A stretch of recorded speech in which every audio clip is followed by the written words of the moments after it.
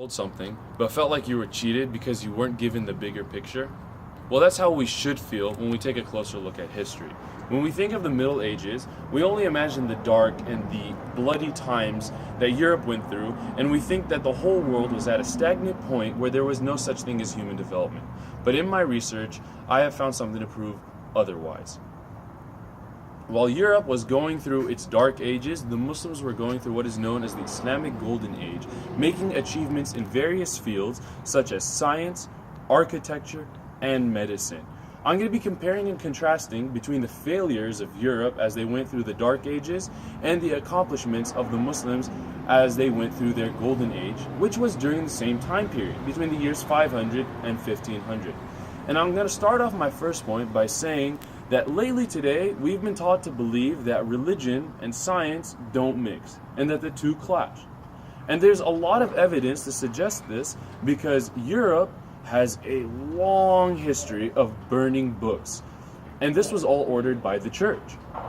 Anything that taught against the beliefs of the church was burnt. And this went from one extreme of being pagan books to even the Old Testament. But faith and religion had a different impact on the Muslims. As a matter of fact, it's what inspired them to develop and advance in the sciences. In the Abbasid Caliphate in Baghdad, an institution was built known as the House of Wisdom, which commissioned the translation of literatures from all around the world into Arabic.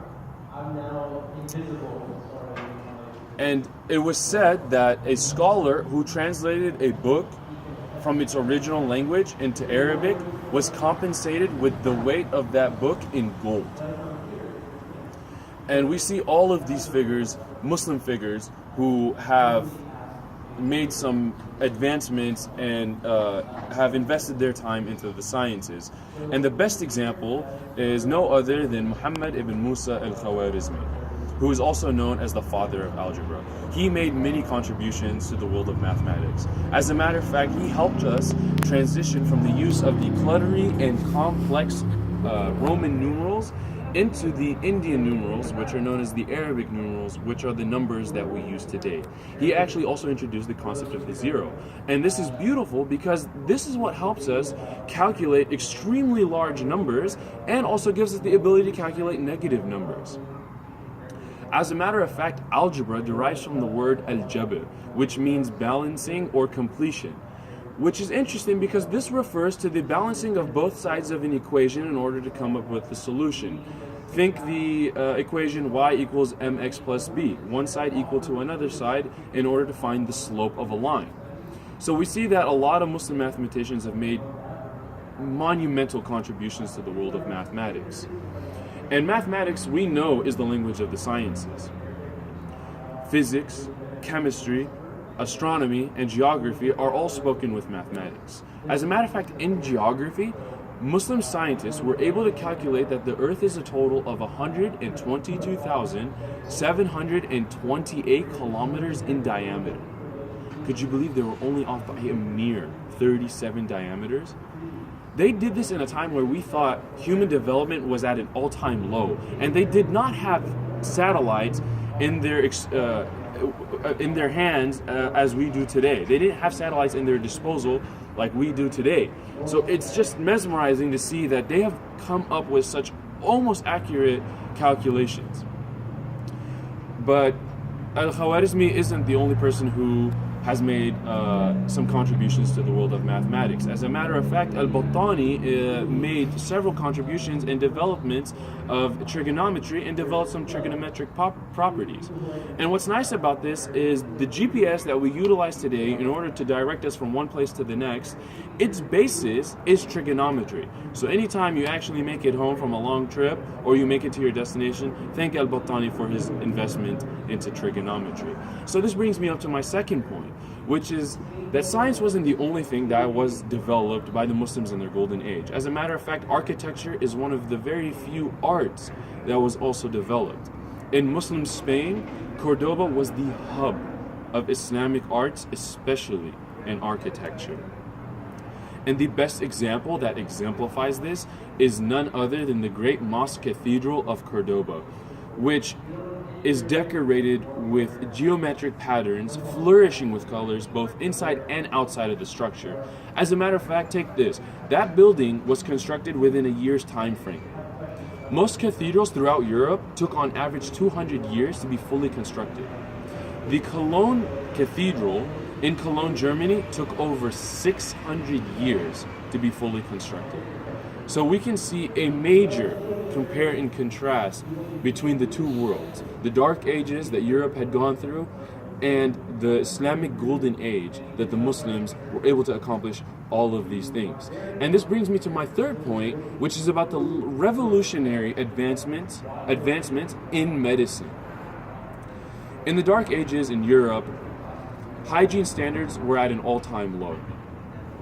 European cities were extremely unsanitary environments. Water was always poisoned with lead. Rats and fleas always filled in infested households. And for some reason, dung and urine were used to cure ailments, and they were utilized in medical practices. If a woman was pregnant, they would rub dung in order to alleviate her pain. And if you didn't like the fact that your face was breaking out, you would simply wash your face with urine at that time. And so we can see that these are all medical practices and unsanitary environments that all led to the unfortunate event which is known as the Black Plague, which unfortunately took out 75 million lives. And this was due to the belief system that the doctors had. When it came down to treating a person, it was based on guesswork. They guessed at what they were doing. They thought it was all mystical. So what their job was to basically revoke a spell that a witch casted, or that this was the wrath of God that diseased the person. And if they were lucky, they cured the guy, right? But for the Muslim physician, Ibn Sina, who is also widely known as Avicenna throughout medieval Europe, believed otherwise, and he was very keen to proving that the body can be understood through a causal chain of events. His work was so revolutionary, it points to an era of medical advancement that sets the foundation for today's modern medicine. Among the many accomplishments that this man made was that he constructed the idea that diseases can be passed through water, soil, and air, which is very true today, and we believe this. Also, when it came down to drugs that were universally unaccepted or didn't prove to actually treat a disease, they meant nothing to him.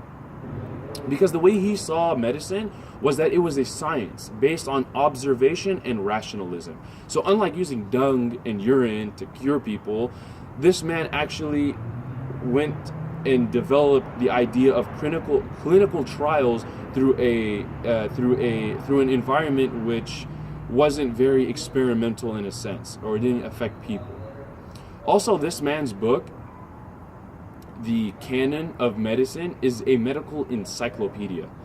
And for all the other nations, not just the Muslim nation, which on one spectrum reached out to the Atlantic Ocean and on the other spectrum reached out to India, all other nations used his book, The Canon of Medicine, as a standard textbook for anybody who had the desire of learning about medicine. This was even translated in Europe, translated in Latin, and it was also translated in Chinese thanks to the group of Muslim Chinese who were there at the time.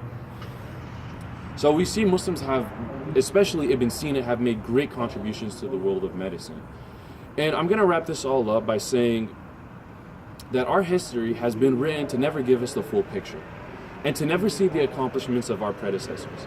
Unfortunately, when we think of the Middle Ages, we never think about the accomplishments that have been made, and we only imagine the dark, troubling times that Europe has endured. And we completely miss out on the beautiful advancements that help us out today, such as the advancements in science, architecture, and medicine. Thank you for your time.